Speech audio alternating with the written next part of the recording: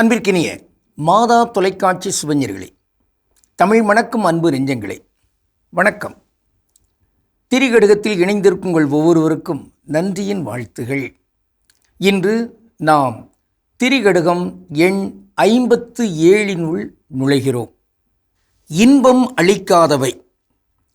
கொட்டி அளந்தமையா பாடலும் தட்டித்து பிச்சை புக்குண்பான் பிளிச்சலும் துச்சிருந்தான் ஆளும் கலங்கா முறுதலும் இம்மூன்றும் கேள்வியுள் இன்னாதன.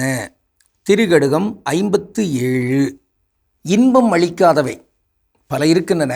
அவற்றுள் நல்லாதனார் குறிப்பிடுகின்ற இந்த 3. 1, தாளம் இல்லாத பாடல். அதை கேட்டால் அது இன்பம் அளிக்காது. 2, பிச்சை எடுக்கிறவர்களுடைய அந்த கூக்குரல், அது இன்பம் அளிக்காது. 3, வீட்டு உரிமையாளருடைய பாத்திரங்கள் மேல் ஆர்வம் கொள்ளுதல், கவர்தல் என்கின்ற அந்த எண்ணம் கொள்ளுதல், அதுவும் இன்பம் அளிக்காது. இப்படி இன்பம் அளிக்காதவை என்று இருப்பதை நாம் பார்க்கின்றோம். குறள் நெறியிலே இங்கு தமிழ் அறிஞர்கள் கூறுவார்கள், அறத்துப்பால், பொருட்பால், இன்பத்துப்பால். இதனுடைய பொருள் என்ன? அறத்தோடு பொருள் ஈட்டி இன்பமாய் வாழ்தல், யாம் பெற்ற இன்பம் பெருக இவ்வையகம் என்று வாழ்தல், இதுதான் அதனுடைய நோக்கம். எனவே இங்கு இன்பத்தோடு வாழ வேண்டும். ஆனால் இன்பம் அளிக்காத இவை நம்மில் குடிகொண்டு விடக்கூடாது. அவையெல்லாம் தவிர்க்கப்பட வேண்டும். அந்த வகையில்தான் முதல் கருத்து, பாடல் என்றால் அது தாளத்தோடு இருக்க வேண்டும். தாளம் தவறிய பாடலாக இருந்துவிடக்கூடாது. பண் என்னாம் பாடற்கியை விண்டில், கண் என்னாம் கண்ணோட்டம் இல்லாத கண் என்று வள்ளுவர் கூறுவார். இது இசையாகுமா? அந்த செய்தி, பாடல் வரிகள் இவற்றோடு பொருந்தி போகாத ஒன்று இசையாக கருத முடியுமா? அதை போன்றுதான் கண்ணில் அங்கு கனிவு, கண்ணோட்டம், இரக்கம் இல்லை என்றால் அது கண்ணாகுமா? இவற்றோடு தாளம் ஒழுங்காக இல்லை என்றால் அது பாடல் என்று கருதப்பட்டு விடுமா? ஒரு பாடல் ஒன்று வந்தது, தப்பு தாளங்கள் வழி தவறிய பாதங்கள், இவர் இப்படி வாழ்வதென அவன் எழுதிய வேதங்கள், அவனது லாபங்கள் அவனாக்கிய பாவங்கள் என்று அப்படியே போகும் அந்த பாட்டு. கடைசியில் அபசுர கீதங்கள் என்று முடியும்.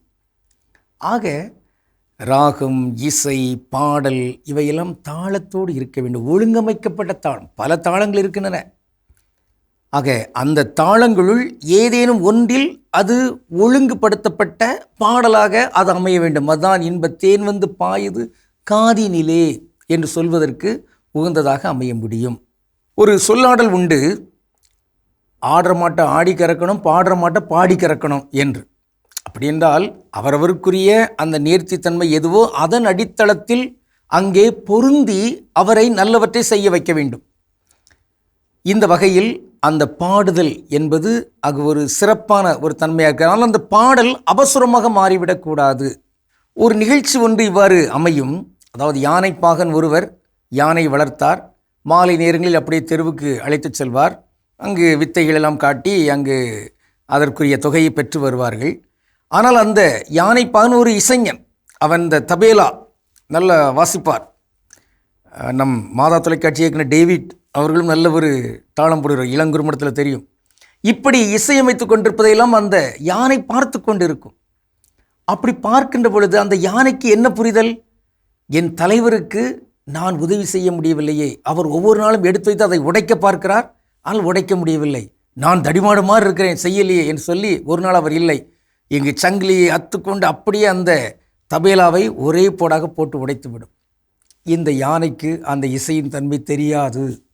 இன்று பலரும் மனிதர்களை, மாந்தர்களை, தங்களோடு வாழுகிறவர்களை நல்ல இசை கருவிகளாக பார்க்காமல் போட்டு உடைக்கின்ற இந்த யானைகளாக மாறிவிடுகிறார்கள். ஆக தப்பு தாளங்களும் போடக்கூடாது. தாளங்களாக, தாள கருவிகளாக கடவுள் தந்திருக்கிற மாந்தர்களையும் தவறாக நாம் பயன்படுத்தி அழித்து விடக்கூடாது. இன்னும் நாம் பார்க்கின்ற ஒரு தனித்தமிழ் சொல் பாடல். பாடல் என்றால் என்ன? அது நல்ல ஒரு தனித்தமிழ் சொல். அதற்கு ஆங்கிலத்தில் சாங் அப்படிங்கிறாங்க, ஹிம் அப்படிங்கிறாங்க. அதோடு ஹிந்தியிலெல்லாம் கானா அப்படிங்கிறாங்க.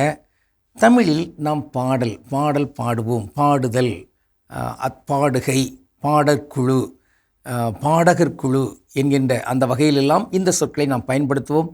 நன்று. கடவுள் திருளுமானால் மீண்டும் நாளை திரிகடகத்தில் இணைந்து மகிழ்வோம். நன்றி, வணக்கம்.